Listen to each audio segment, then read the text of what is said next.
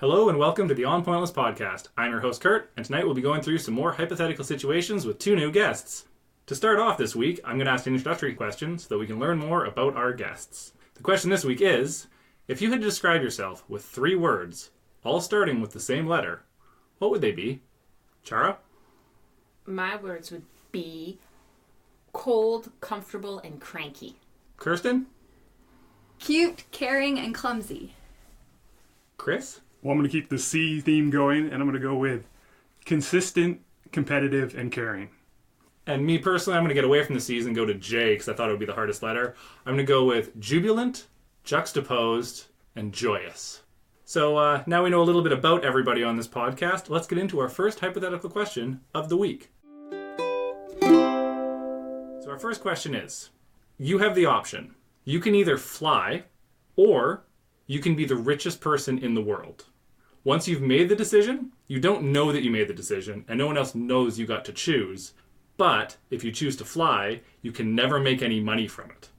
So do you choose to fly without ever being able to use that ability to make money, or are you the richest person in the world? I would totally go with riches. I can fly private jet anywhere I want. But you couldn't just take off and fly. Like, haven't you always just wanted to just, shoot up in the air and just fly like a bird? Yeah, the one chance to be able to fly might be worth giving up the millions and millions of dollars and being the richest person.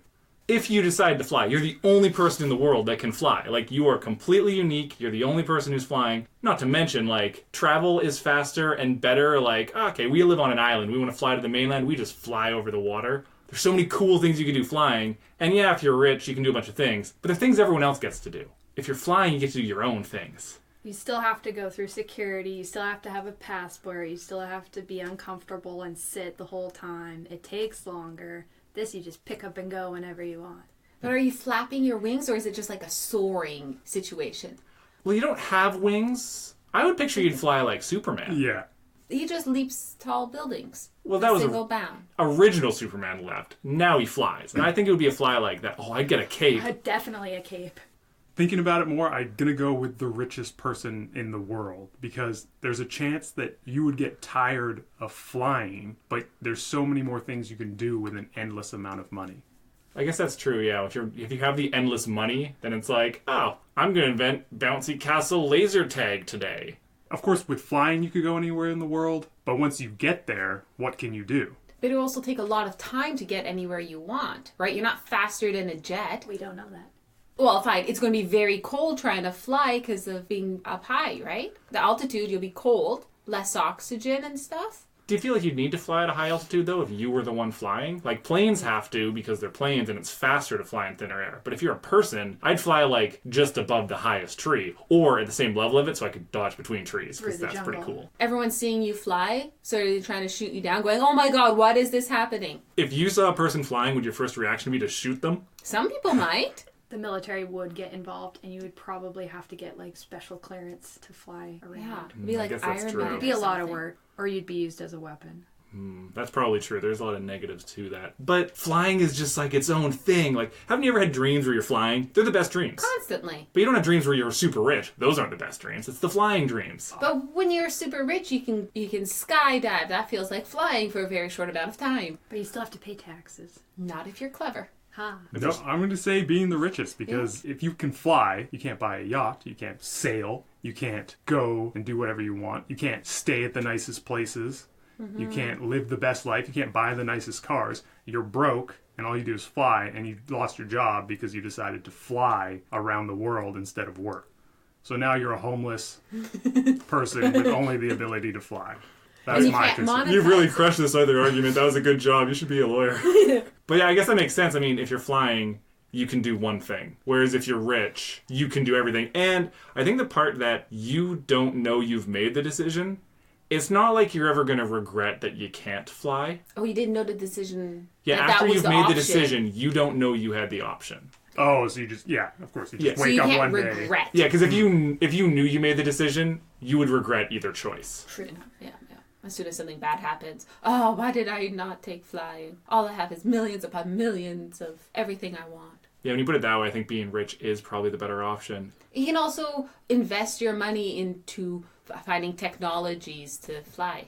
self-propelled suits. Oh, you could buy a jetpack. Yeah. When you're a kid, that's the first thing you would do if you had money. See, you could just be like Iron Man. Very rich person. I just hire someone to do the smarts, then you can get some sort of bodysuit so you can fly. There we go. Already got flight, and I get to do other things. You kind of combined Iron Man and Batman there because Iron Man was the smarts, whereas Batman hired the smarts. I know, but Batman can't fly. He can glide. Who's the smarts in Batman? Fox I is guess part of it. Batman was smart. It depended. In the original Batman was the genius. Yes. Yeah. But in the newer Batman, it was Fox. It was Morgan Freeman. Yes, but I think Christopher Nolan, Bruce Wayne also set up quite a bit of that technology. Yeah, he was Yeah. really smart. Yeah, okay. He was part of it, but he wasn't like, Iron Man, I'm going to create everything. Woo, woo, woo. Yeah, because Batman's realistic. So I think we've solved the argument. Batman is better than Iron Man. No, because Iron Man can fly. But he doesn't have And a he- utility belt. He doesn't need a utility belt. He has jet propulsor and things. Yeah, so what does Iron Man do when he runs into a shark?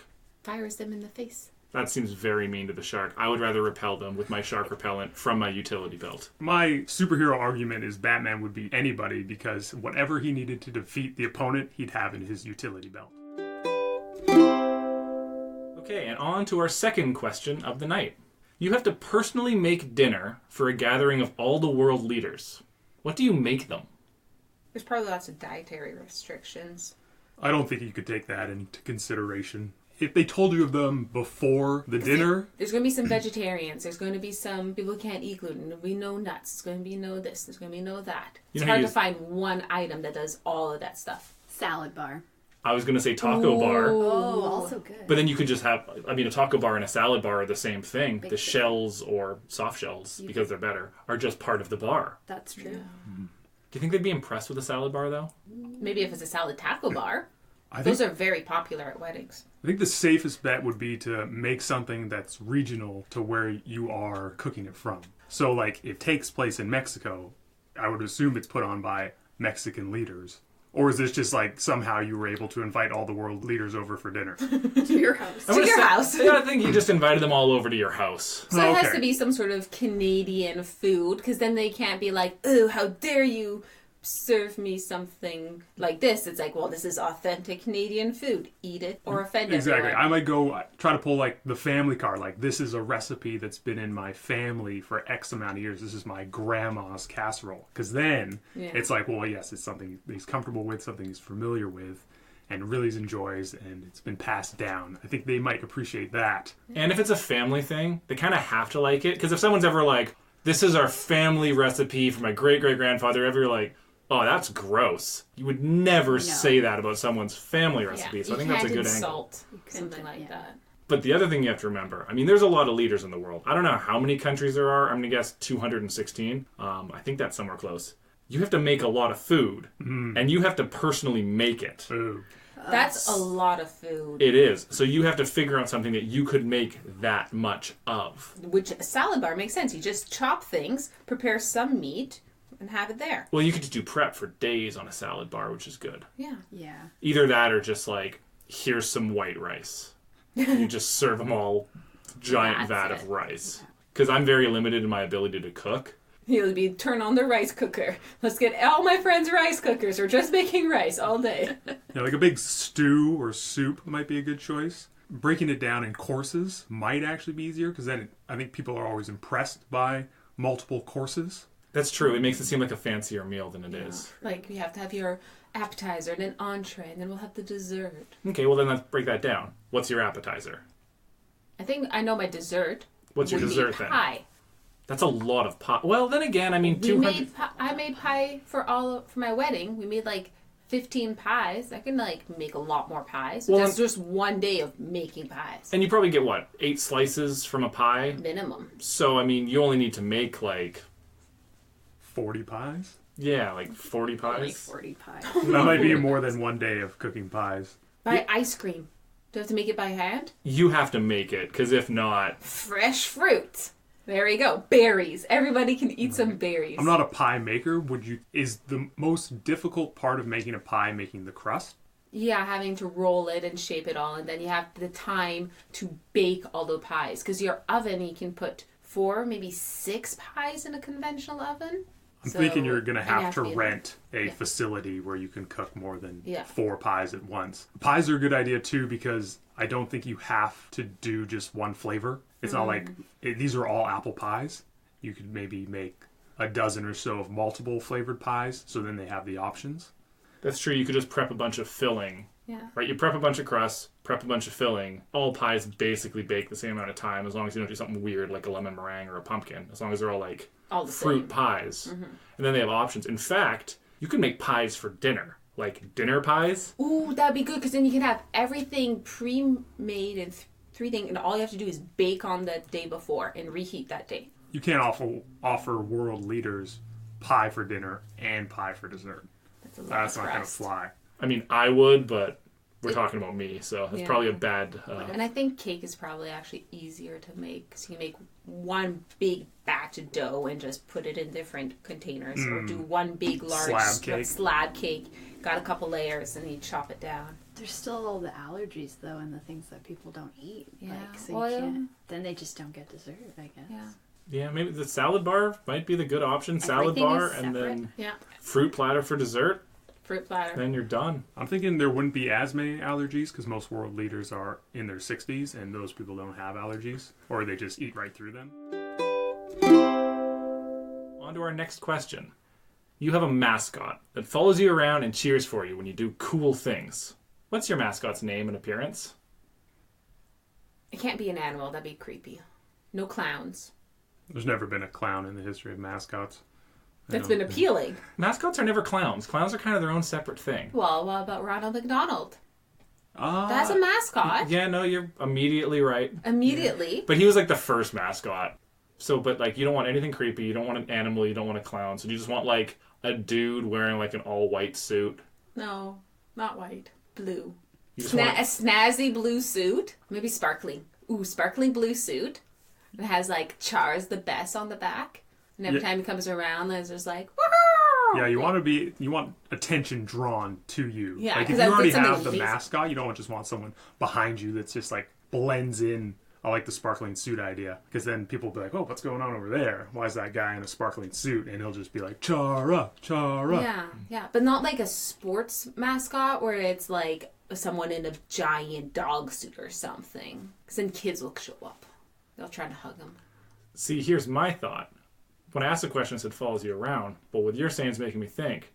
What if I had like a dude who's like a parade marshal in front of me with one of those sticks, like walking and marching all the day, like, here comes Curt, he's the best. Here comes Curt, he's better than the rest. That could be my guy. But that's a pre-mascot thing. You said every time you do something good, they cheer. This is when they were setting you up. If you're not doing something amazing, you're going to be a disappointment for everyone. Look, when I walk down the street, it's amazing. That you walk straight. What? Now they cheer for everything you do, like in your regular day, like you brush your teeth, they go crazy. You like go to work and get your lunch, they're like, this is amazing. Or I think it has to be like, it's something that amazing happened. Like you got the exact amount of papers to pen in the first go, right? You don't have to go back to get something. Oh, okay. What do you mean the exact amount of papers to pen? At my work, I need to get lids all the time. And when I have the exact amount of lids that I need for the containers without having to go back or like, oh, I don't have an extra 7 or, oh, I'm missing 3. I understand the exact amount. And that's a cheering moment. That's why I always go, oh, cool, I got the right amount of lids. That's what I need. Something that works out and is satisfying. Satisfying. That's lids to containers, though, not papers to pens. Yeah. Well, I was trying to make something more general, like office supplies of some Like sort. when you throw a paperclip and it goes in the paperclip holder and no one's around and you just have someone cheering you on. So your mascot cheer. So what would he look like? What would his name be? Or her name? Yeah. I mean, mascots typically, I guess they typically are gendered. I was going to say they're not, but I guess they are a lot of times. Like, I immediately think of sports team mascots. And then, like, you think of, like, the terrible ones. Like, I think of, like, the Stanford Cardinal, which is a tree. And how would it look with, like, a man dressed up as a tree falling around, but also cheering for you?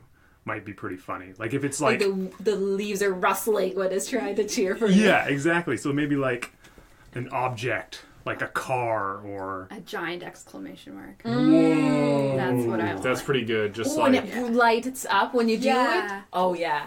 Maybe even has like lights that come on or glitter that's thrown or something. Sparklers. Sparklers. Maybe in this day and age, I'm thinking, because I like the exclamation mark point, I'm thinking maybe fire emoji or siren emoji. Like when that goes on and it's just like the siren noise. Oh, if there was a guy behind you just walking who was dressed as a giant siren, Yeah. and his name was like, woo-woo. So everything you do is just, oh, that's woo-woo. He follows you around. Everyone's well, Yeah. woo-woo. I like your woo-woo guy. Yeah, woo-woo. The walking siren. That's a good one. I guess he could be all of our mascot. I mean, He'd have to be in a lot of places all at once, so. Ooh. or we could just always hang out together because we're best friends. Well, That's, obviously. Kirsten. Stop being so Sorry. selfish. So selfish. I want my own exclamation mark. You guys When take I the do sirens, we're taking the exclamation mark. Could his name just be Mark? Exclamation mark. Whoa. Mark. He's Great name. exclamation. I need a Watch name for my this. fire emoji. Flamey. Sparky? Flamey? Sparky? Fred? Fred Fred? the Flame? Kind What, Calgary?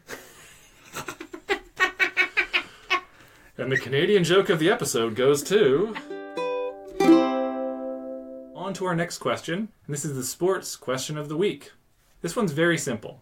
If you could clone yourself, how many of you do you think it would take to beat an NBA team in a game of basketball?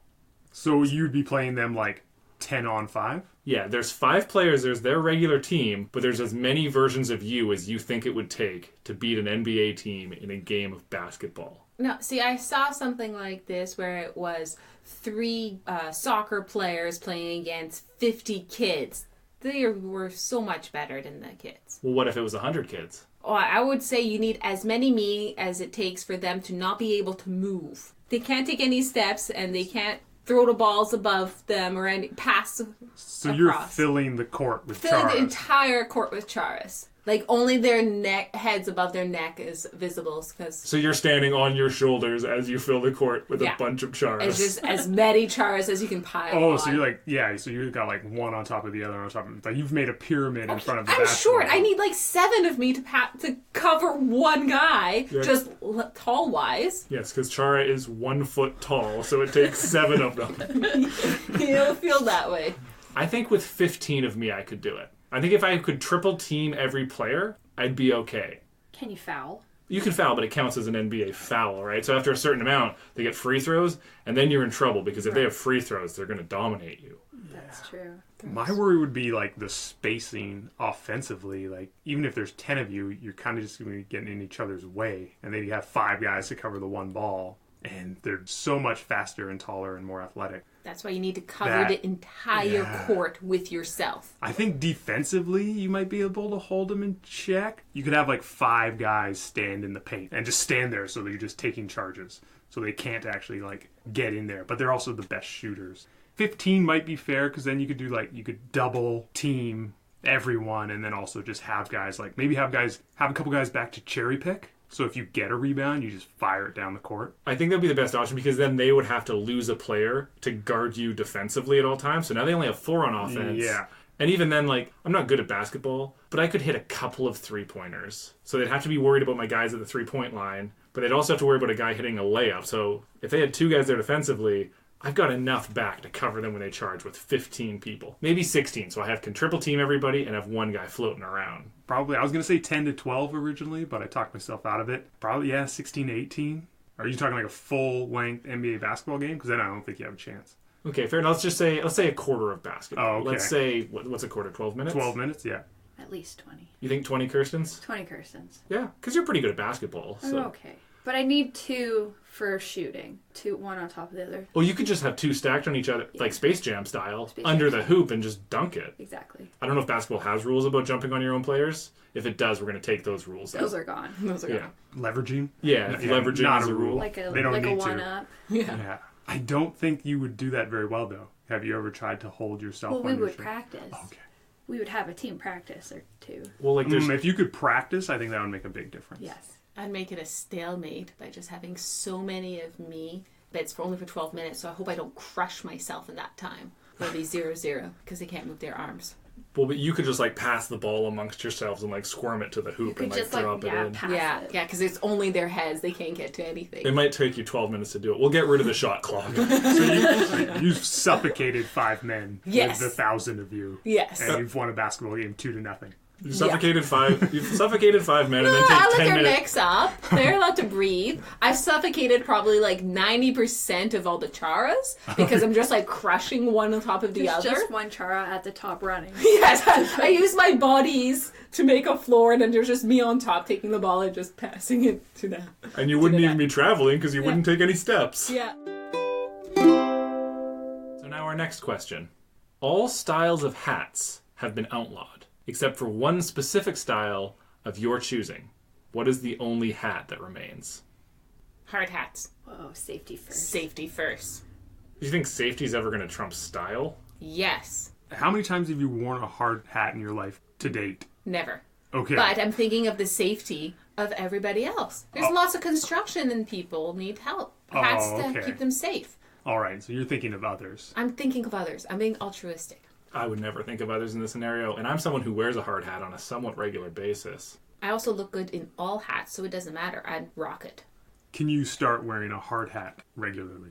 Why not? I need something to cover the sun from my face. That's true. Chara's secret superpower is that she looks good in all hats. Yeah. And we've never pushed it to the limit with a hard hat. Yeah. That might be the That might be the final limit. test. Yeah, maybe that'll be one of the first tweets from the On Pointless Twitter account is Chara with a hard hat on, trying to make it look good.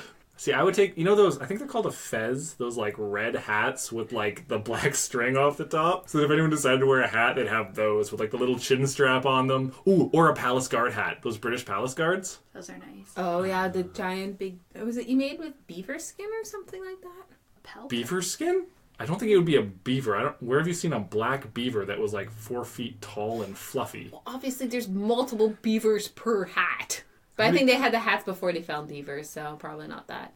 Is it not just like felt? It I looks thought it was very fluffy. soft. I have no idea what those are made out of. I think they're fluffy. I think they were made with fur. Can you just buy one of those hats, or is it like only for the British palace guards? I'm sure there's official ones just for palace guard, but I'm sure there's tourist attraction ones. But like, if you travel to England, you're gonna bring home a 4-foot tall hat. Yeah. What would you use it for? Everyday wear. Everyday wear. Because now it's the only hat you're allowed to wear. What do you think the practical application of that is? Like, I know uniforms are decorative, but they also are supposed to be used for something practical. Is that just so it's like, oh, the sniper thinks he shot me in the head, but my head was like 3 feet below that point? Do you think at one point the British Army were cone heads? And they had to hide that. Yeah, yeah. That's how they took over the world, the help of aliens. Yeah, it's not a navy.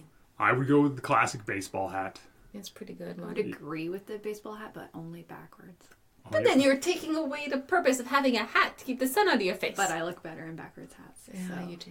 can't wear them forwards. The baseball hat is the most commonly worn hat in the world. Yeah, I mean, baseball hats and trucker hats are like the same kind of hat, right? Yeah, I would say the, so. Yeah, just like the cap, like the cap American with cap. the- Yeah.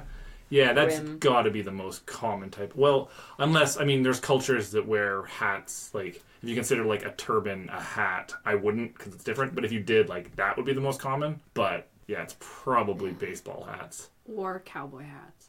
Ooh, cowboy hats. Cowboy hats are pretty, well, Not that common. Not as common as a No, baseball. no, but Those probably like that would be a one better another. one to pick. Everyone would have to wear a cowboy hat. Oh, and now if people, now are you saying that people who wear hats regularly now have to replace their hats that they Yes. wear with the hats that you've chosen? Yes. Then I think it changes everything. well, for sure. I mean, because even if they don't have to, they would. Like, bald guys, They're gonna wear a they're hat. gonna wear a hat. So now you can force them to wear whatever hat you want. Now the British soldier hat might be the best choice because it'd be so hard for them to do things. It would be hot. They'd I have to imagine. duck underneath to try to get through a door. Oh, and then they just, like, dye it blue and pretend that it's Marge Simpson hair. Yeah. Although seeing a bunch of people wearing cowboy hats maybe make everything feel a little more Western. Would be pretty fun. Cowboy hats are kind of a funny thing because you never see a cowboy hat until you're in a place where there's cowboy hats, and then everyone wears them. Like, it's the most, like, 0 to 60 fashion statement. There's either no cowboy hats or you're in, like, Alberta or Texas, and 7 out of every 10 people are wearing one. Yeah, I would definitely wear a cowboy hat if I had the option because they kind of just look fun. Yeah, and like if it's something where you're in a place where you can take pride in that, you would feel good to take pride in. It's like people with big belt buckles where it's like actually a show of pride. Yeah. Cowboy Imagine hat's a big thing. You watch like the people playing tennis or people playing baseball and they have to wear a cowboy hat. Nice. No visors anymore. No visors. Yeah. Yeah. And the girls have a special one so the ponytail can come out the top of the cowboy hat. Yeah. Definitely. How do girls wear cowboy hats regularly? They just wear their hair down. Hair down. Hair down or low ponies. For braids. Yeah, Oh, braids. okay. Pigtails. Nice. It's funny that a cowboy hat wouldn't be conducive to a ponytail. Well, I guess you could probably wear a ponytail. It wouldn't be a high ponytail. But everyone used to wear so many more hats, and for like British and North American kind of society, it used to be that all women would wear hats and all men would wear hats all the time. Well, a hat used to be a status symbol. Yeah. But what if you went back to that and you made it like, I know it's more than one style of hat that's specific, but what if everyone just had to wear those Kentucky Derby hats? That'd be so fun. So they just had giant hats with huge flowers, like very Victorian, like, Oh, everybody has to wear an ostentatious hat. yeah. With current, just normal clothing, though. No, Yeah. the outfit cannot match. Just No, definitely not. You're in your t-shirt, your shorts, and you got this fun hat. I don't know about you. I'm an spearmint velvet tracksuit True. with my giant flowered hat. And I am the belle of the ball. Don't forget, you also have Woo Woo behind you. Woo woo! Woo! Cheering Living you the on. life. Your Devo hats! Oh, my They energy made dome? your Or you can make everyone wear an energy dome. Those were those hats from the music video for Whip It that were like the red 3-stack hats from Devo. Mm-hmm. They were designed to increase your energy force in the universe. Whoa. You could probably sell those to people nowadays. It'd be like those bracelets that people are like, oh yeah, it increases your energy, of course. Right, yes. There was the stickers. No, those stop you from smoking. Oh, I'm gonna stick with the hard hat. I'm gonna think of the people. Okay, so we got hard hats, baseball hats, Backwards only. backwards only, and forwards only. We had both options. Or possibly a cowboy hat, depending if people have to wear them. If people have to wear it, I'd like to see cowboy hats. I'd also like to see maybe if we just go back to more Western talk. You know, if people like howdy partner, a little tip of the cap. I don't think enough people do the tip of the cap. Yeah, that's just a sign of respect right there. People need to tip their caps to me more Well, often. we stopped wearing hats, so we don't tip caps. Well, we stopped wearing hats, so we don't tip caps, but let's bring it back. On to our last question of the evening, and very topical because we're all sitting in a very hot room right now. If you could make the temperature of the world room temperature everywhere at all times with no environmental consequences, would you? Weather would still happen as it does now, just room temperature as it's occurring. Or more like people don't experience super highs and super lows. They're just always comfortable wherever they are. It's just always room temperature. So like there's no minus 40 in the winter, there's no plus 40 in the summer, it's just room temperature. So that's room temperature. Over here, room temperature is like 21 or something, but in other places it's like 32. I'm going to go with what we have over Celsius. here. So I think, is it 19 or 20? 19, 20. I would say, yeah, absolutely. 100%. 100%.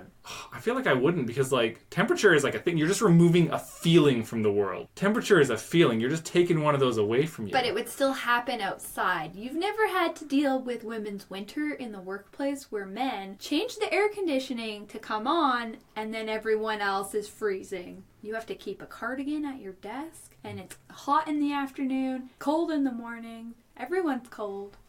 Yeah, I would change it 100% because there's usually the feeling that you describe is the feeling of it being so cold that you're trying to warm up or the feeling of it being too hot that you're trying to cool down. If you get room temperature, you're basically comfortable all the time. But then you're never going to have like a nice warm summer day where it's like, oh, it's so warm out, let's go to the beach. But you can go outside because weather will still happen. Yeah, it would like, if it rained, But it it would just be still room feels temperature. Oh, I thought you meant just inside. No, outside, like, so when you're outside, it's always the same temperature. So, like, if it snows out, because it would still snow, Yeah. it would be like 20 degrees with snow on the ground everywhere. Oh, that sounds fun. That does sound fun. That actually does sound really fun. Oh, have you ever had that where it's like in the spring and it's starting to feel warm. It's still only like 5 degrees Celsius, but you're used to minus 15, so you're suddenly out in your t-shirts because it's so warm and there's snow everywhere. It's the West Coast that doesn't happen here. Oh, in Ottawa, this is something you experience. You're like, it's so warm, it's 5 degrees, let's be in our t-shirts. Yeah, Victoria is freezing, whether it's really cold or kind of cold. It just gets right through you. It's that damp cold. Yeah, and you think about like room temperature is the optimal temperature. You put so much time, effort, and money into getting your house like that. Could you imagine if it was always like that? You didn't have to get hydro, or you didn't have to pay for heating. You didn't have to pay for air conditioning.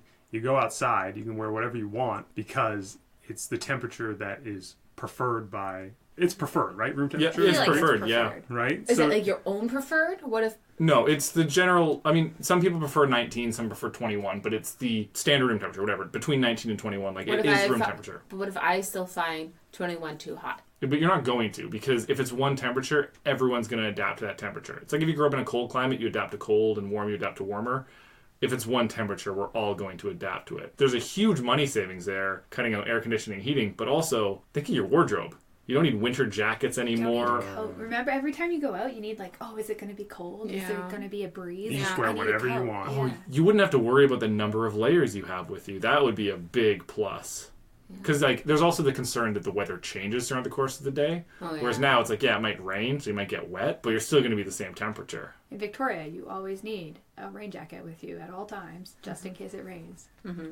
I just feel like going skiing or snowboarding would be really weird in this scenario. Like, you just go up to the mountain and you're just walking around in, like, shorts, flip-flops, and a t-shirt through snow. Would the snow feel cold? It wouldn't feel cold, so you could have, like, a snowball fight and not be cold. I think the snow should feel cold. Yeah, because the snow's not the air, so the snow would be cold. The air would be the right temperature, but I guess the snow would be cold, which would be awesome, because you would just warm up super fast. You just step onto the snow. You could just have, like, could you imagine a snowball fight in, like, shorts and a t-shirt? The hardest thing about a snowball fight is you're limited because you're bundled up in like 6 layers of clothes and you can't throw as quick. You always have to have gloves on. Like, yes, your hands will get cold because of the snow, but the moment they're out of the snow, they'll warm up.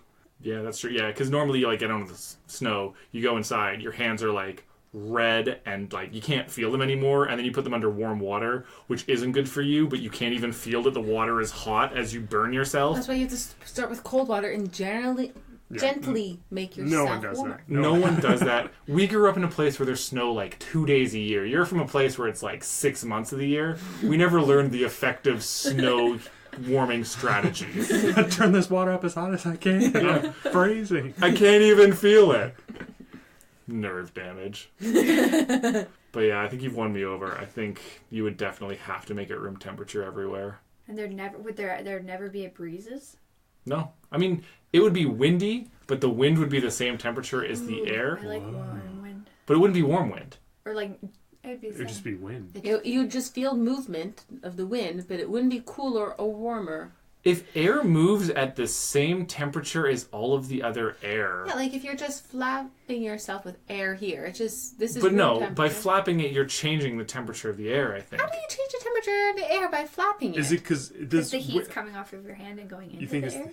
is it the speed of the wind? Does that make a difference? Is it I because thought of it the just speed? Well, you know, like feels cool Yeah, no. when you're just blowing. when you're just like fanning yourself with your hand or a fan. You're just moving the air. Why does it feel cooler?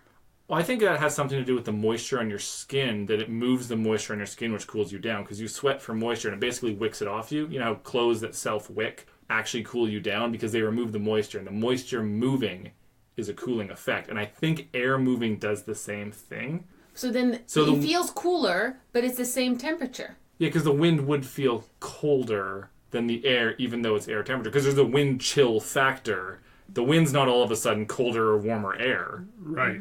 On a hot day, you roll your windows down and drive and put your hand outside, and it's like a cold air. Like, there's no wind taking place, but The movement the of movement the car. of the speed through the air. Yeah. Question mark? There must be a science There's to something this. going on there. I think it has to do with it wicking moisture off your skin, but yeah. And that's what makes it feel cool. It is weird too, because you can get wind burn, but like wind is always cold. But windburn isn't that it burns you, is that the friction on your skin gives you a burn. Okay, so that has to be something moving on your skin then. Yeah, the air. Yeah, but I'm just saying, so the temperature thing has to be related to your skin as opposed to the air, which is interesting. But a wind burn isn't because it's hot or anything. A wind burn is because of just... No, for sure. And that's what I'm saying. I'm saying the term wind burn is a weird term because you're not getting hot. Well, that's all we have for you today. Thank you for listening to the On Pointless podcast. And as always, if you have any questions yourself or comments on questions we've done before, please feel free to email us at onpointlesspodcast@gmail.com. Thanks a lot. Bye.